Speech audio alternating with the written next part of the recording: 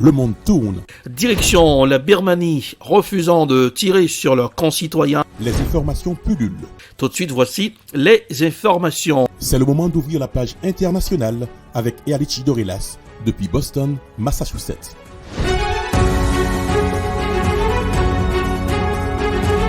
Mesdames, Messieurs, bonsoir. Bienvenue dans la page internationale au grand journal du 14h. Depuis la newsroom de la capitale des grandes universités du monde, Boston, Massachusetts, Erlich Dorelas pour la présentation, à Jacques Mel pour présenter ce grand journal, Joël François et Smith Jean-Julien. Rubens assure les manœuvres techniques. Bonsoir aux auditeurs de la radio évangélique Osana 102.3 FM. À Jacques Mel, joyeux jeudi. Heurte au Liban, Beyrouth, théâtre d'une guérilla urbaine. Une manifestation organisée par le Hezbollah et ses alliés contre le juge chargé de l'enquête sur l'explosion au port de Beyrouth a dégénéré jeudi 14 octobre, faisant au moins 5 morts et des dizaines de blessés. Voici un reportage signé France 24. Les balles ont beau siffler sans discontinuer, ces Beyrouthins prennent leur courage à deux mains pour secourir cet homme, probablement déjà mort. Un peu plus loin, au milieu des voitures et des scooters, cet homme cagoulé procède à des tirs nourris à l'arme automatique. Beyrouth a été ce jeudi le théâtre d'une guérilla urbaine obligeant l'armée à se déployer pour sécuriser les rues. Tout a commencé avec cette manifestation de militants du Hezbollah et d'Amal. Réunis devant le palais de justice, situé dans l'un des quartiers chrétiens de la capitale libanaise, ils sont venus demander le remplacement de Tarek Bitar, le juge en charge de l'enquête sur l'explosion du port, qui a fait plus de 200 morts et 6500 blessés en août 2020. C'est alors que, selon le Hezbollah, des hommes armés des forces chrétiennes prennent pour cible le rassemblement depuis des immeubles aux alentours. Une accusation non confirmée par les autorités libanaises. Une chose est sûre, la réponse des manifestants chiites est cinglante. Rafales de tirs, explosions, les affrontements sont d'une rare intensité. Ils font plusieurs morts et de nombreux blessés. Ces violents heurts ont poussé le président et le premier ministre libanais à lancer un appel au calme. Nous resterons toujours au Liban. Il faut retrouver l'état de droit. Le bâtonnier de Beyrouth, Melen Khelaf, éprouvé par les événements violents de ce jeudi, appelle au respect de la justice.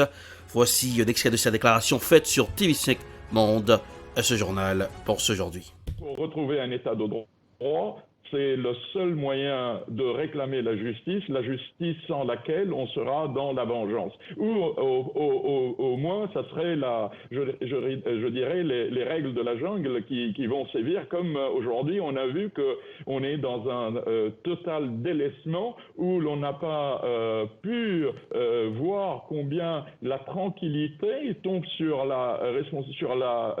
les épaules d'un gouvernement, et d'un gouvernement qui doit être à la hauteur de ses responsabilités.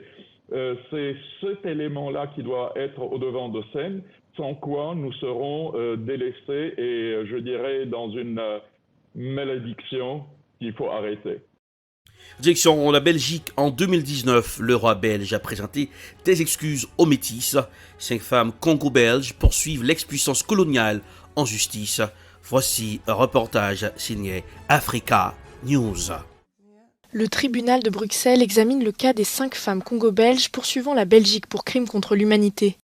Arrachées à leur mère congolaise pendant la colonisation belge, elles ont été placées de force dans des institutions et des établissements religieux, parfois situés à des centaines de kilomètres de leur famille. Chacune des plaignantes demande une indemnisation de 50 000 € pour ces crimes. Le problème était aussi que nous étions considérés comme des enfants de l'État. Ce n'était pas la mère qui avait le pouvoir, c'était l'État qui pouvait exercer ce pouvoir. En ce sens, ils étaient libres de faire ce qu'ils voulaient. Depuis 2019, les autorités belges ont présenté leurs excuses pour le rôle de l'État dans l'enlèvement de milliers de bébés à leur mère. L'année suivante, le roi a exprimé ses regrets pour les violences exercées pendant la colonisation.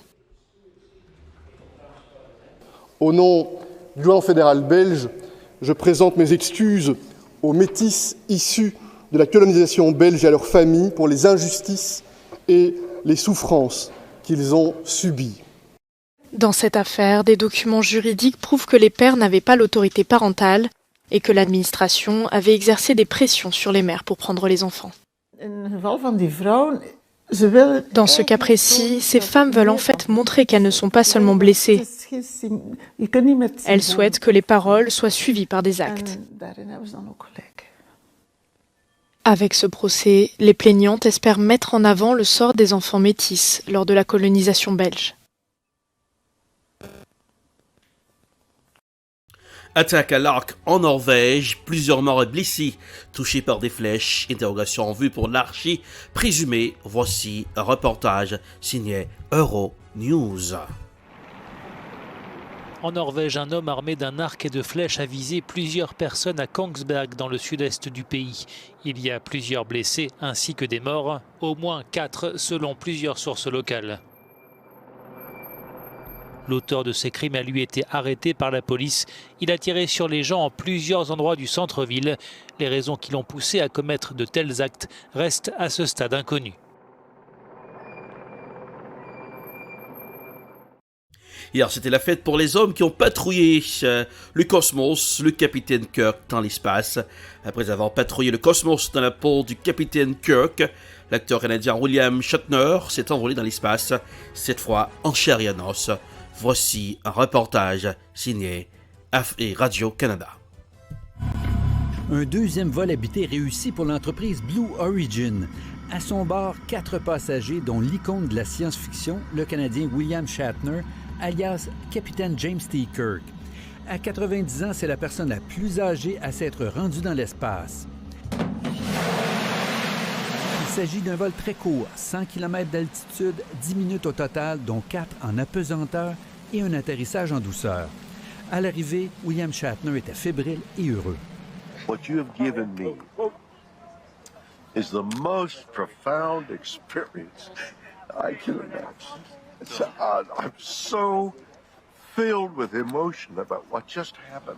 C'est ce qu'on appelle du tourisme spatial, entièrement automatisé, que des civils avec un minimum d'entraînement et la promesse d'un voyage sans problème, mais à grands frais. C'est toute la problématique en fait du tourisme spatial qui va créer en fait différentes classes et qui va permettre aux plus riches, aux plus aisés d'aller dans l'espace. Les futurs touristes ont maintenant le choix. À 500 km de la Terre, 3 jours avec SpaceX pour 200 millions de dollars. À 100 km, Virgin Galactic ou Blue Origin pour une fraction du prix. Et en 2024, le monde vu d'un ballon stratosphérique pour presque une bouchée de pain. Le tourisme spatial a aussi un prix environnemental élevé. En septembre dernier, par exemple, le long week-end de 4 touristes de SpaceX autour de la Terre a coûté cher à la planète. Chacun d'entre eux, en volant dans l'espace, a généré autant d'impacts environnementaux que 85 traversées de l'Atlantique en avion. Alors ça, c'était pour un seul vol. Oh, what a flight! Pour l'instant, il n'existe aucune réglementation encadrant le tourisme spatial, la fréquence des vols commerciaux, ni leur impact sur l'atmosphère terrestre. Fort probablement qu'il va falloir se pencher là-dessus dans un contexte où ça va devenir de plus en plus commun.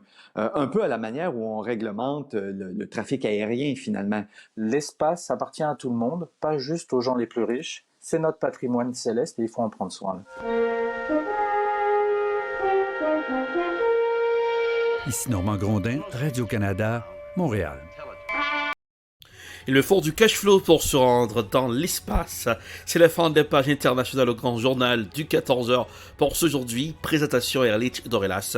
Production Ed Prod. Réalisation Télé Beltop pour le compte de la radio évangélique aux Alas 102.3 FM à Jacmel. Bonne température sur Boston, c'est comme l'été indien. Aujourd'hui 75 degrés Fahrenheit, 24 degrés Celsius. À Jacmel, 88 degrés Fahrenheit, 31 degrés Celsius. Bonsoir Jonel, bonsoir Smith, Jean-Julien, bonsoir Rubans, bonsoir aux auditeurs de la radio évangélique aux Alas 102.3 FM à Jacmel. Passez un excellent jeudi et n'oubliez pas de garder le sourire, car le sourire ça rajeunit le visage.